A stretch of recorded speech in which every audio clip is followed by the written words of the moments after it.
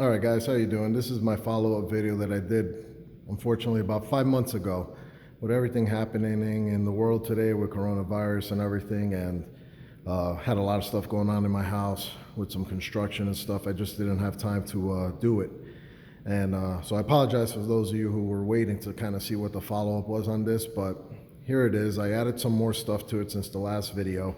As you can see, I added the intake, the extreme breather intake from Harley Davidson. I also added the saddlebags, which I know some people love them, some hate them. It's kind of a really, if you like it or love it or leave it, basically. I happen to like it. It did grow on me in the beginning. I was kind of iffy, but it did grow on me. I like the way it looks now. Come in real handy. Carry a bunch of stuff without having to go with a big bagger or anything like that, but definitely come in handy. I did a Sissy Bar. It's a Richie Sissy Bar. I also did in the back with the turn signals, since I couldn't keep the stock turn signals and the Harley Davidson extensions wouldn't work on this. I went with some custom dynamics LED light bars actually and put them right here, and they actually work really well. I also have a custom dynamics triple play on it, and it's the lights stay on while it's running, turn signals and everything. So now my bike's back lights are on constantly. This is what it will look like at night, basically. And then if you guys want to see with the blinkers, I'll put the hazards on so you guys could see. That's the blinkers. But it's pretty bright. I would definitely recommend the triple play module. Like I said, it'll allow you to run your lights, like running lights and turn signals and everything, just like the bigger bikes or some other small bikes, I guess, if they don't have a center tail light. But these bags, like I said, they're comfortable. They're 100% waterproof. They got a rubber seal, so no water gets in it. I like them. They grew on me. Shout out to Jacob Conard. If you guys want to look him up, Jacob Conard is the one that did these, sells these brackets for these bags. These bags are Pelicans 1450, I believe. Don't quote me. I can't remember now. But all you have to do is he'll sell you the brackets, and all you have to do is order yourself the cases, the Pelican cases. The Pelican cases are pretty inexpensive. It's not bad, but yeah, he'll sell you the bracket and everything. He'll make the brackets for you and send them to you. So if you guys want to look him up, his name is Jacob Conard at Instagram, and he does some he does a lot of custom little things for his bikes. I don't think it's for other people's bikes, but he does make these saddlebag brackets and stuff. So if you want, like I said, look him up. And I'm pretty sure if you want a set, he'll sell them to you. And if I remember correctly, these, I could be wrong. You could double check with him, but I think that these, he had told me, work on these soft tails and on the older Dynas.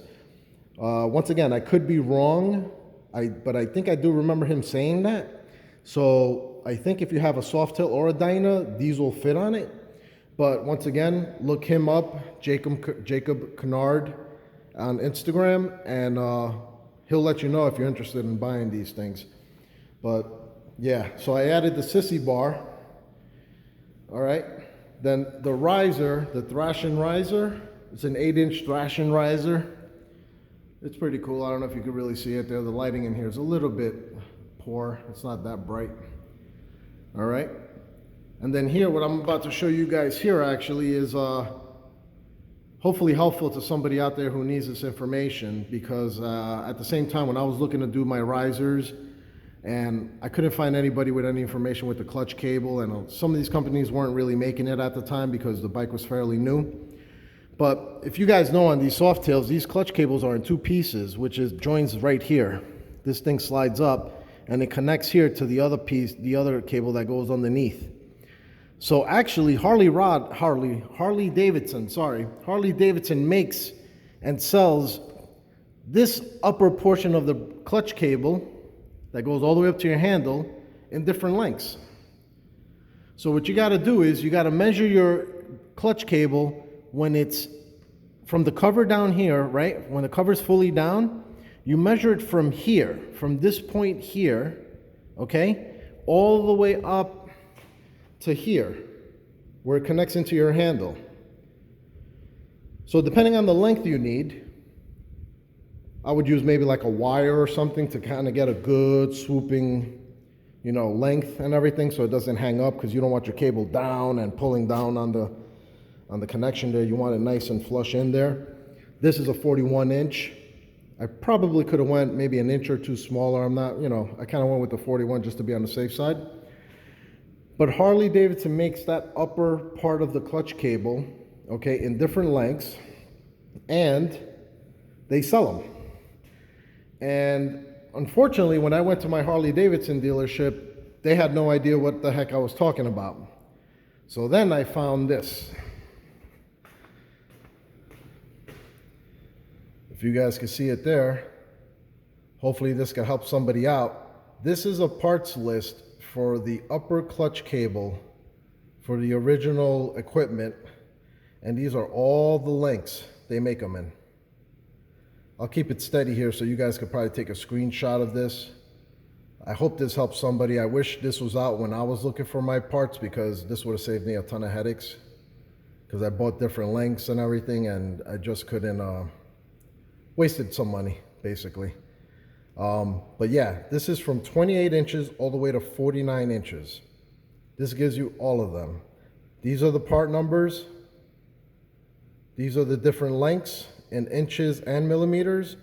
The price is the only thing that was a little different, because the price, actually I paid a little bit more than what at the dealership than what this says. I think it was like maybe $5 or $10 more, I'm not sure, but I hope this helps people out. I wish this information was out there when I was doing this, so hopefully you guys will be all right with this. Also, this book I definitely recommend. It's the shop manual, service manual for the Softails. It gives you all the specs and everything on your bike. I just did recently the oil change on my bike, and this thing helped me out a lot with all the torque specs and everything. It tells you everything, probably more than I'll ever really need, but for 95 bucks I think I paid for it. I think it's well worth it. Also, if you guys, I'll give you this other little information. If you guys want, Harley Davidson also makes the wire extensions for the turn signals, the twist grip sensor and everything. Now this is only the lengths they make them in. I bought mine from Revzilla. I think the brand was NAMS was the brand that I bought. I bought them all in 8 inch, and it was more than enough for me to do my job. But if you guys want to go with actual Harley Davidson parts, then these would be it. Also, you have the parts for the brake line adapters, if you want. That will maybe help somebody out if you guys want to go with a Harley Davidson part. Then over here is a picture of the part numbers, of the parts with the part numbers under them, that tell you pretty much the same thing that this other sheet tells you. But like I said, I didn't go with these parts, but I figure I'll put them in here anyway, because maybe somebody watching out there might want to go with those parts and needs the part numbers, and maybe this will help them out. Like I said, I wish I had this information when I was doing my job, because then it would have made it a lot easier for me. And then over here, if you guys want to change your brake cable, your brake line, right? This is the brake lines also for Harley. Now, if you got a 2020 Lowrider S, you got to be careful. Don't make the mistake I did, was that on the 2020 Lowrider S, the banjo fitting is a 12 millimeter. So you only have these choices here for a 12 millimeter. And I think that's because we had on the 2020 Lowrider S, there's a dual disc. And I guess on the regular Lowrider, it's only single disc. So I'm not sure if maybe the regular Lowrider takes maybe a 10 millimeter banjo fitting. I'm really not sure about that, but definitely make sure that you get, for the Lowrider S, it's a 12 millimeter banjo fitting. And if you do go for the 12 millimeter, for the Harley Davidson part brake line, These are basically the ones you can use, and these come anywhere from 19, 23, 31, and 34 inches long. So if you guys want to use that, there's the part number and everything you would need. Take a screenshot of that. If you guys, like I said, this is if you want to go with the stock Harley parts. But on the brake lines, if you need to go with a measurement that they do not give you here, like I actually didn't know about this when I bought my brake line. I went with a 21 inch, and I could have used, I guess, the 23 here if I did know about this, but I went with a 21 inch. But it worked out because I called up Magnum Shielding, and they actually will make it to the length you require. Because I've seen some guys that have the brake lines and they probably either get it way too long and it's coming down this way, and then they have it like zip tied somewhere here, down here, and it comes underneath, and there's a lot of slack, a lot of, you know, leftover line. So this is pretty close, basically from here all the way up to my brake lever. This is pretty close to like almost what it was like in stock, and that was 21 inches. So if you guys want to go with the Harley Davidson ones that I showed you, go ahead. If they have the exact measurement you're looking for, by all means. If you need to get something a little longer or a little shorter or something in between those measurements that Harley doesn't offer you, go into Magnum Shielding's website and you could custom order it, and they'll make it to the exact length that you need. And like I said, they know about the 12 millimeter banjo, so they'll definitely send you the right one, okay, to hook that up. Aside from that, I did the riser, all the work that on this bike, I've done it myself. The only thing that I took it to the dealership to do was when I changed my brake line. I did take it back to the dealership so they could bleed the brakes, because I was afraid that air might have gotten into it and then mess with the ABS and all that stuff. So I did take it back to the dealership so they could bleed the brakes. I wasn't comfortable with me bleeding the brakes. So I did do that. They took care of it. It was cheap. I think I paid like 30 bucks for it. So I think it's well worth it if you're a little bit scary about bleeding the brakes. But that was the only thing I actually had the dealership do. Everything else I did it myself. No means an expert at this or mechanic by trade or anything. I'm just a handy guy. You know, I do work with my hands, so I'm not unfamiliar with mechanical stuff, but I'm nowhere near an expert. But I did do most of the stuff myself, put everything on, the exhaust, the intake, the bags, the fairing, the riser, everything on the bike you see, I did it myself. You just got to take your time and just watch a bunch of videos, do some reading, and you'll be able to do it. With the riser and stuff, I did, you know, I was trying to do, like I said, or might not have said, I did do a video for the install on it, but unfortunately it got deleted. So I apologize for that. I know a couple of guys were asking me about that, but the riser is really easy. Definitely take off your tank, remove your tank. You got a couple of connections down there for the fuel. You unplug that. You got the bolt there, the bolt there, the bolt back here, the bolt over here. Tank comes right off, and you have all that room to work with. And then there's a rubber grommet here. Pull that out, and all your wiring harness is back there for all your connections for your lights, your throttle, and etc. And then all you got to do is just add your extensions. I bundled them up, put black tape around them, tighten them nice and tight, and then connected everything, and everything worked fine. I'm not, like I said, I'm not an expert, and it took me I would say maybe about 4.5 hours. So if you're more familiar with these bikes than I am, then it'll take you a lot less time. I think that's pretty much it. If you guys like it, give me a thumbs up, whatever. If you guys hate it, that's fine. But hope you guys like it. If there's any other information you guys want, feel free to message me. I'll try to answer your questions as much as I can with any experience or anything that I went through. Trying to think if there's anything else I left out. I don't think I did. But yeah, that's my 2020 Lowrider S. And I hope you guys liked it. And like I said, if anything, you could just send me a message and I'll help you out as best as I can. But definitely, I would definitely get this book. It was a big help when I did my fluid changes, and just reading through it, it gives you a lot of information on all the Softails. And then obviously the parts, I'll leave this here steady there for you guys. You could take a screenshot of this, and this will give you all the part numbers for that.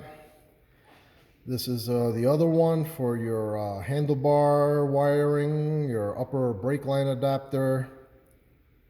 And then these are the actual parts with the part numbers. And then this is the for the brake line. If you guys want to use, if you have a Lowrider S, okay? These are the three you would be looking at because of the 12mm banjo. But those are the lengths right here, 19, 23, 31, and 34. Those are the lengths that they sell. And like I said, if they don't have the length you need, you could always go to Magnum Shielding and they will cut it for you. So I hope you guys liked it. Drop a comment. If you like it, give me a thumbs up. Like I said, I know the bags are hit or miss with a lot of people, but I like it. They come in handy. It definitely gives you the room for you to store water, whatever you want to take with you, and you don't have to carry a book bag or put a tail bag on or anything. And it grew on me. And like I said, those were made by Jacob Conard. You can look him up on Instagram. He's got a lot of pictures with these bags. And you can hit him up if you want to order a set, and he'll make them for you. These are all made by him by hand, so it's definitely good work. The finish is very good. So if you guys like it, give me a thumbs up. Let me know, and if you want, leave your comments below. And have a good one. I'll give you an update when I do my next project. I'm thinking about doing a stage 2 cam. We'll see how that goes. I put a lot of money into this already, so I might have to wait a little bit for it, but I think that might be the next thing I do. We'll see. So, all right, guys, hope you liked it, and take care. Bye.